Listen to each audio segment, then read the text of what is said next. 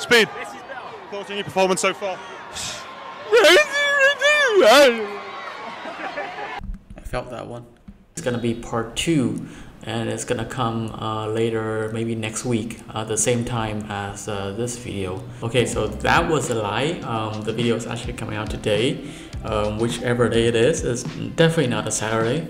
Yeah, so this video is gonna be a follow-up of the last one, which I show you how to create this multicolored bubble effect inside After Effects. And today I'm gonna show you how I animated to create this small sequence of a bubble dropping and then bounce back up with all the force oscillating inside of it.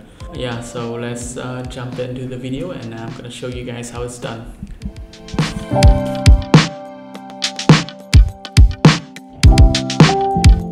Okay, so this is where I'm gonna troubleshoot some of the problem that I had when I tried to animate this shape layer. So what I did first was trying to apply a mesh warp to the shape over here.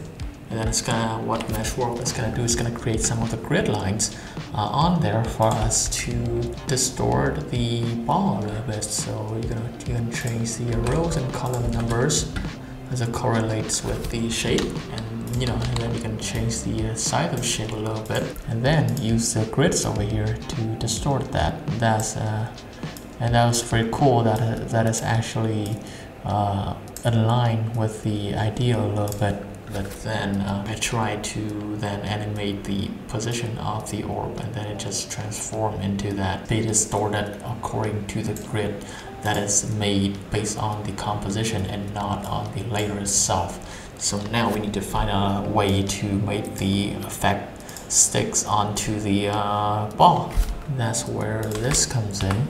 Okay, so now what we're gonna do is click on the orb layer. Go to layer and pre-compose the ball inside of a different comp. And so now when you apply the mesh warp effect again, here we go, and you change it around, maybe press it down or up or something like that. Okay, and now you animate the position of the orb, you move it around, and the mesh is gonna actually stick onto the thing. Even if you size it down, it's still gonna be on there, Yeah, the mesh is now following the actual layer itself instead of the composition. And it's also, it's also put the orb in its separate composition, which I think is pretty neat for if you want to change the color around or put more textures on it. I think that's pretty convenient. And now let's go ahead to animate that. Okay, so I'm gonna have it drop down from somewhere over here to an imaginary ground. New shape layer, rectangle, and here's gonna be the ground. Choose a color that's not too hard on the eye. Maybe this will do. And yeah, the ball's gonna touch this part over here, bounce up a little bit, and then it's gonna come down in sort of a slow motion fashion. Well, actually not slow motion, because the orb is a bubble and the bubble doesn't have that much mass inside of it. I think what I'm gonna do next is have this orb to fill the entire composition right here.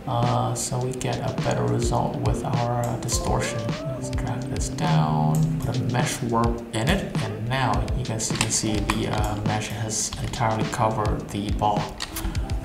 Now we can just drag it down. I like it to be maybe 2 and 2 on this side, not to get too complicated, and drag the quality up to about 10. Okay, so now let's go ahead to animate that. I'm gonna keyframe the position up here, move to about maybe a second, drop it down like so, make sure it go past the ground. I'm gonna put the ground underneath first. Have it rest here for a little bit and have it bounce back up like so. It's a bubble, so the entire thing is just gonna happen very slowly. Maybe a little bit slower, like so. Get to 2 seconds and 12 frames, see what it goes. Boom. And when it bounces back up, it's gonna be way slower than when it falls down. so we can take in all that animation as it happens around here. That's very nice. I'm gonna easy ease all these keyframes, and okay, this one is not gonna start at 0 speed. Maybe drag this up to maybe 200 right here, so that we start off when the ball is already falling, the bubble, sorry.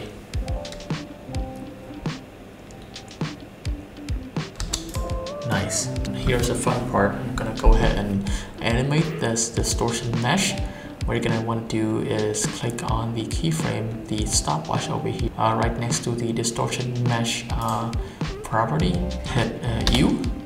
Then it's the keyframe's gonna pop up for you, and then over here, right, just when the ball hits the ground, I'm gonna drag this point of the mesh upwards. We're gonna drag these 2 points out a little bit.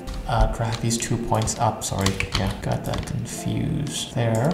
And also I kind of want the bubble to disperse out when it hits the ground, like so.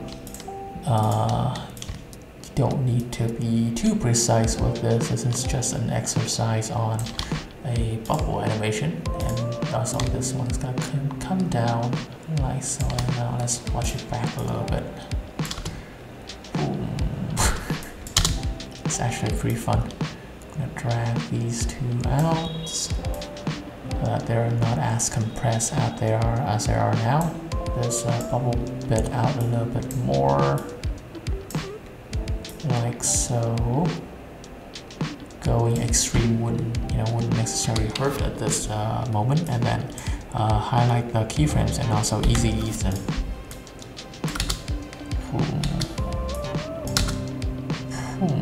Okay, so this part is extruding out into the ground a little bit, so that I'm gonna make it happen a little bit faster.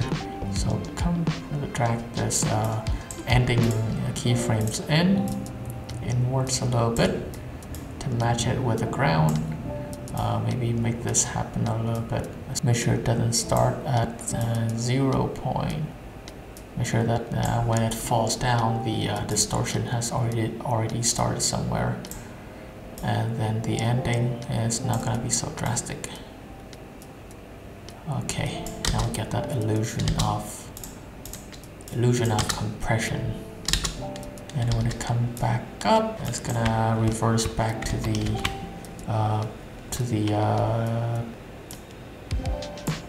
only this time it's gonna have to compress in a little bit inwards to retain some of that inertia. So how we're gonna do that is to extend these 2 points outwards.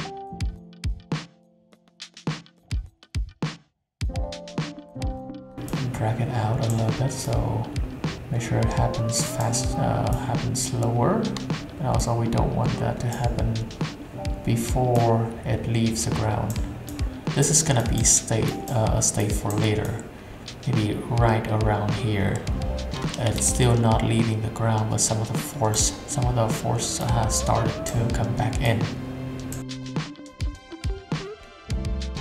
This part is getting a little bit experimental, so I'm gonna try and explain it in post. Basically, what I did was dragging the final keyframe of the position property in, making sure that the ball is ascending a little bit quicker than it was before, and then messing with the graph of the distortion a little bit, so that the bottom half of the bubble is still sticking with the ground as it begins to ascend. And then I change up the look of the distortion a little bit to make the upper half of the ball a little bit bolder than the one below, to make it look like the force is actually pushing, basically trying to sell the movement of the bubble being pushed upward. Gonna change the graph here.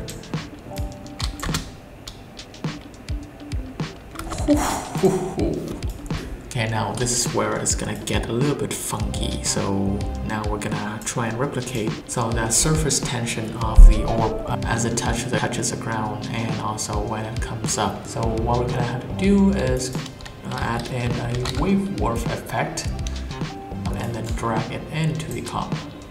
Like so, and now as you can see, it's already creating some of those ripples over here, and also because the gradient is within the object, so it looks like the some of these gradients over here are also being affected, and it's looking really nice.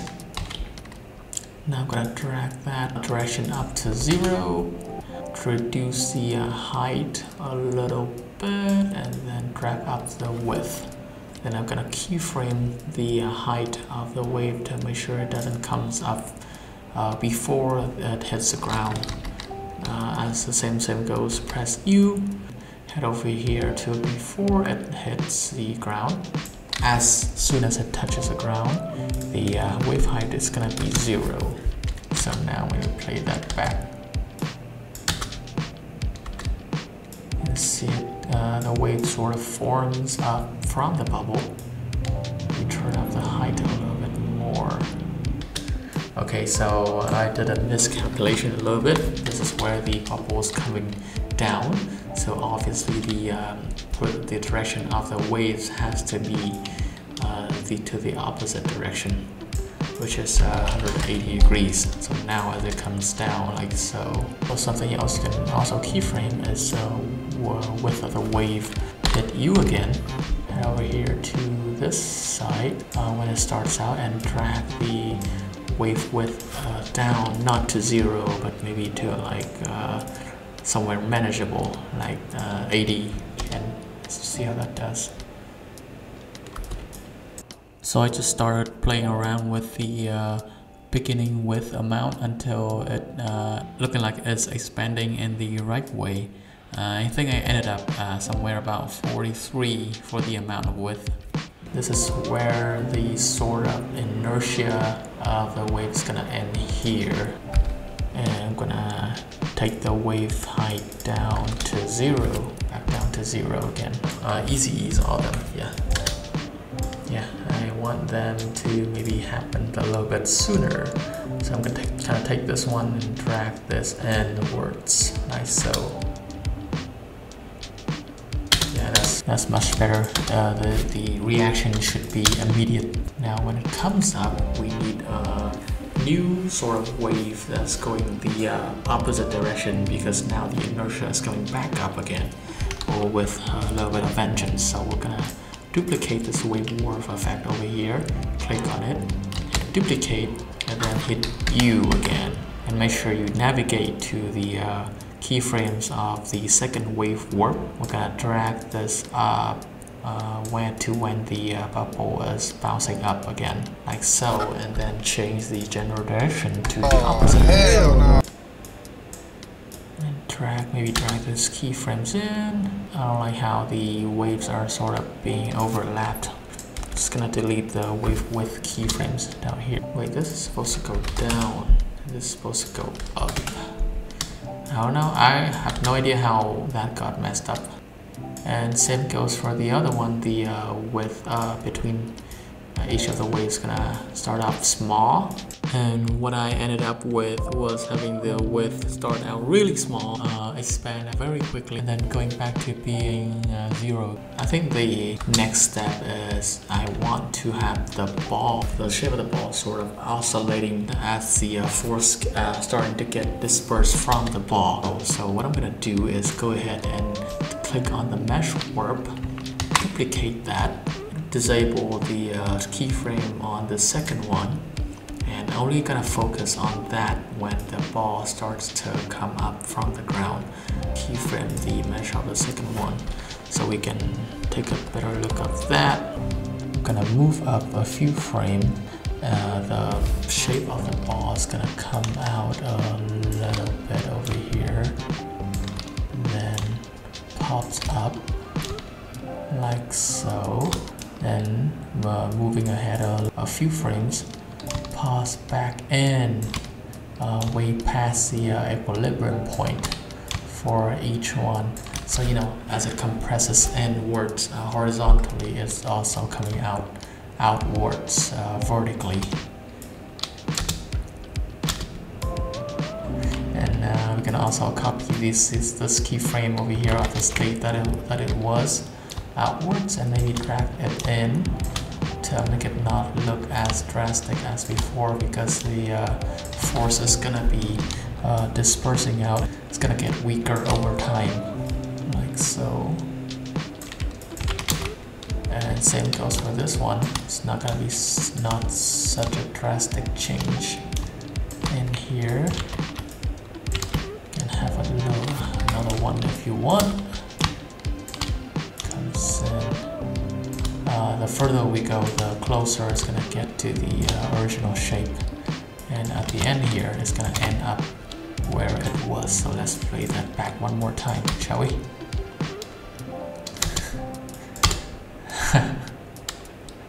Okay, before I jump into the graph editor, I'm gonna try and rearrange these keyframes over here, and the one at the beginning is gonna happen faster following each other. So I'm gonna make that how it is, like so. In some way it kind of works, I don't know. Blah. Okay, let's highlight all of them and press F9.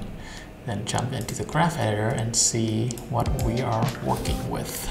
Okay, one of the first things I'm gonna do, I'm gonna try see if this works. I'm gonna try and drag all of the handles in.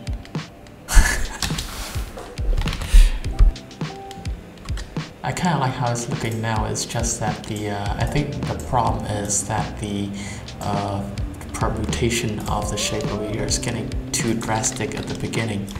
So I'm gonna drag this in like so, just so it doesn't mess with the shape too much. Oh yeah, that already looks way better. Oh my god, that is so smooth. As you can see, before the ball even left the ground, most of the parts of the ball has already started to, disperse away, and I don't like that. You can try and fix that a little bit in the first mesh. You duplicate this to leave it over here, and then paste this one back in and fix how the bubble is looking right now. So it doesn't, most of the ball doesn't leave the ground before it jumps up. And then it's gonna take that alien head shape while it's on the air, and while it's in the air, sorry. I like how there's like a variation of shape over there. Over here we get sort of like a condom.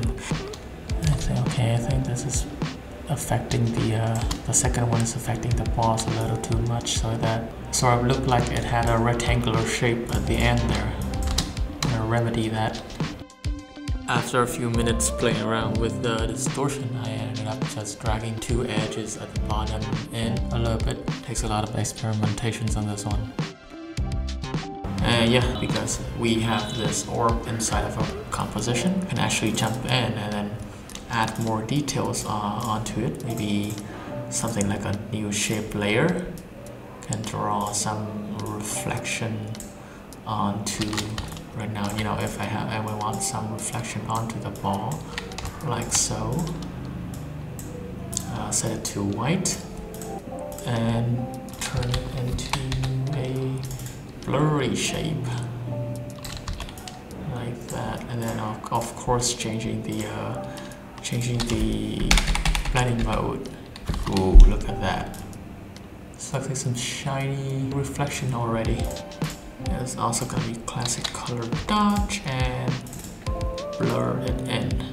Ho ho ho, look at that. Oh jeez. Damn, okay. Now let's keep it small. Like so, okay, over here. This one we can drag in.